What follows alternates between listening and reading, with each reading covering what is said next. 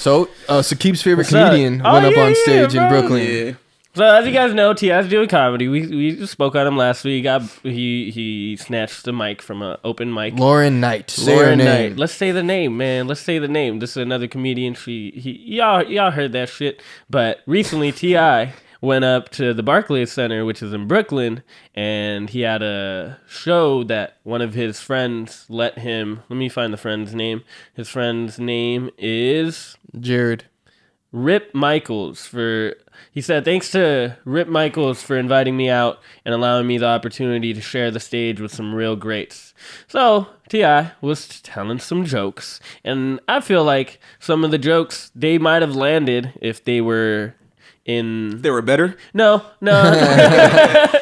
I feel like they would have landed if it was a smaller venue, but Barclays is known for being a brutal venue. Yeah. So when he was telling the jokes, he was talking about a lot of things. He was talking about his fame, and he wished he kept his anonymity.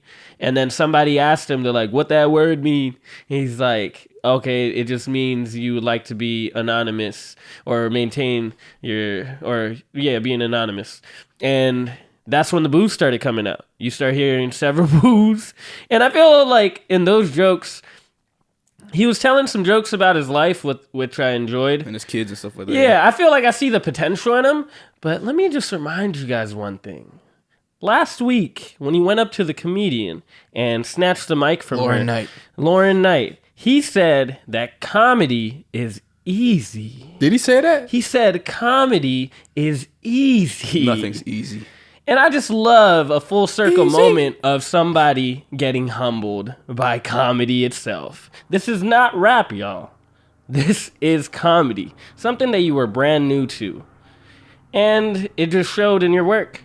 I rock with T.I. I hope he keeps doing his shit. But don't you dare come up and over here and say comedy is easy. You felt offended? You got triggered? Hell yeah, I didn't know bro. he said comedy. He said that when he said that. There's video He took proof it of from him Lauren? saying that. Damn, and that's so wild. like other comedians came out and spoke about it. Like, I don't know if you guys know who Ari Spears is. Yeah. Ari Spears is a prolific comedian multiple times. He's been on the Comedy All-Star Jam. He's been in Proud Family. He's been in several movies. One great impressionist. He said, okay. And this is the same dude who said comedy was easy. Here's the lesson. Humble yourself. This ain't hip hop. This is a different craft that is to be respected. And you definitely don't heckle your fellow comics. That's the goofiest shit this dude could have done. When you know how hard the hustle is, you should respect the artist who lived the craft. Karma paid that cat a quick visit. So there's another comedian. What's his name? His name is Damon Williams. Who the fuck is that? Yeah, I never heard of him. He's a bum. Another comedian. Comedy's easy. He's not funny. It's already not funny. He doesn't even have a funny name, Sakib. I'm supposed to respect this dude. Damon Will? Is that funny? That's funnier. Because it has Will in it, and Will's funny. All right, he said, price went down. Today's price is not yesterday's price. When she says, what? I hollered.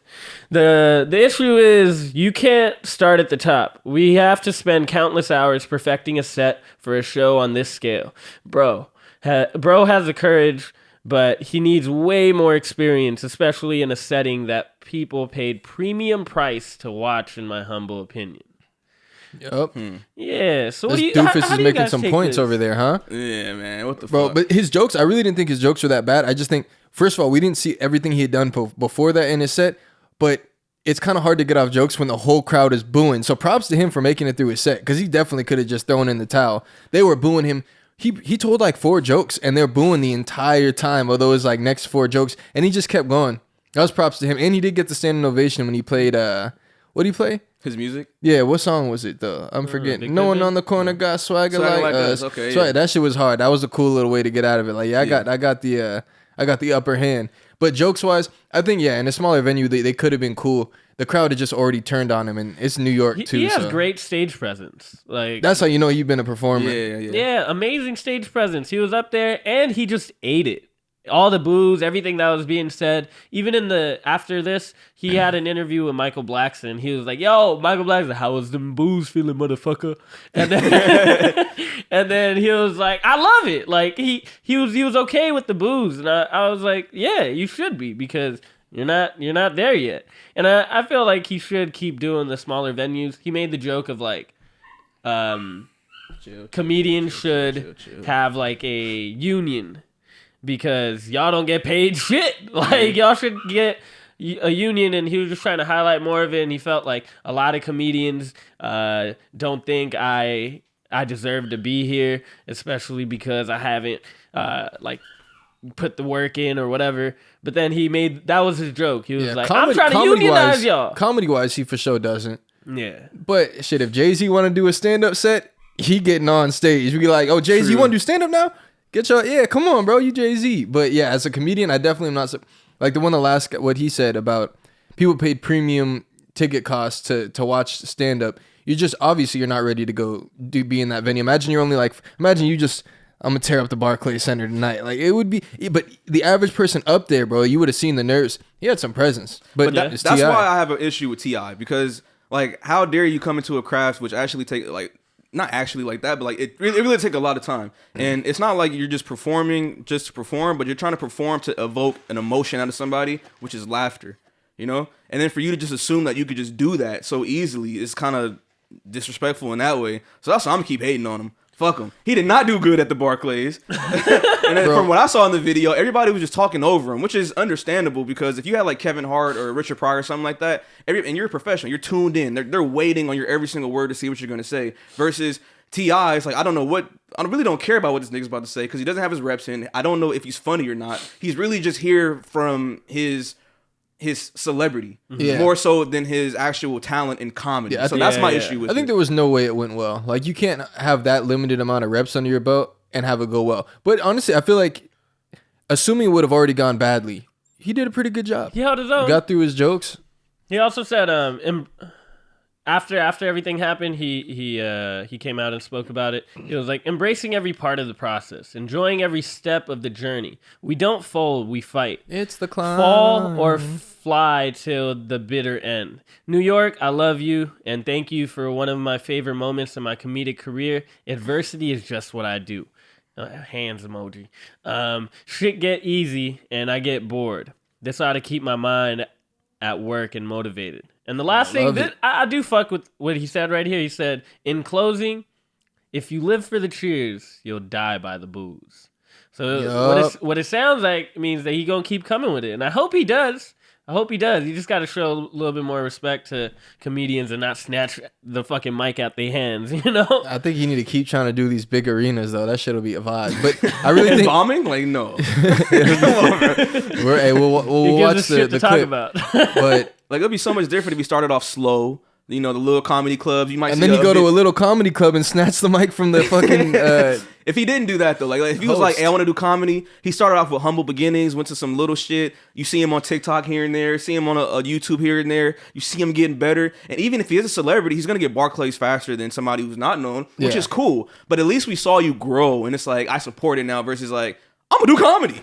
Like, I'm going to be good at it. And then I'm on Barclays. Like, nah, bro, that's fucked up. And in Arena, like, you really can't... Like, I bet people were laughing at his jokes. It's not all booze. There were people... I heard people chuckling at some of his jokes. That was a soundtrack. No. It was a real people laugh track. I feel like comedy sets, yeah, Arena is cool to make people laugh, but you really can't get everybody's laughter. When you're in a more intimate room, maybe 100 or 200 people, you could hear every single part of laughter because it echoes. It echoes from the walls. And Arena's so big, the laugh scatters into the air.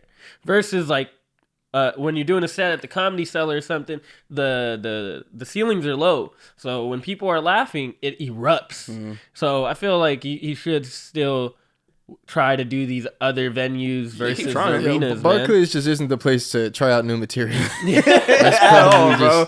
It's gonna be a tough go, bro. Good for T.I. He overcame all the boos and the hate, but it's about what you overcome. It's about what you overcome, not what you accomplish. I thought that was kind of bitch shit. Why would you play your music on a fucking comedy set?